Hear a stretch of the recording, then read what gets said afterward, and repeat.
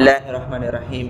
रसूलुल्लाह सल्लल्लाहु अलैहि वसल्लम इरशाद फरमायो, जन्नत जो हिकु दरवाज़ो आहे जंहिंखे रैयान चयो वञे थो। क़यामत जे ॾींहुं उन दरवाज़े मंझां सिर्फ़ु रोज़ेदार ई जन्नत में दाख़िल थींदा, उन खां अलावा ॿियो को बि इन में दाख़िल न थींदो। ऐलान कयो वेंदो त किथे आहिनि रोज़ेदार, त रोज़ेदार उथी बीहंदा। उन खां अलावा ॿियो को बि इन दरवाज़े मंझां दाख़िल न थींदो। जॾहिं इहे अंदरि हलिया वेंदा त इहो दरवाज़ो बंदि कयो वेंदो, पोइ हितां खां को बि अंदरि न वञी सघंदो।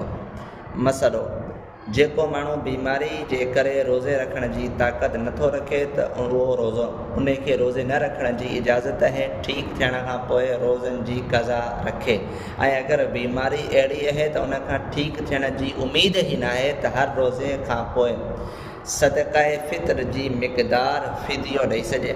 ऐं तरावी पढ़ण जी ताक़त रखे थो त उनखे तरावी जी नमाज़ ज़रूरु पढ़णु खपे।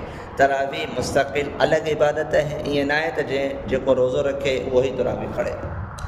मसइलो, रोज़े जी हालत में सिगरेट पीअण सां रोज़ो टुटी पवे थो, ऐं अगरि इहो अमल ॼाणी बुझी कयो वियो त क़ज़ा ऐं कफ़ारो ॿई लाज़िम थींदा।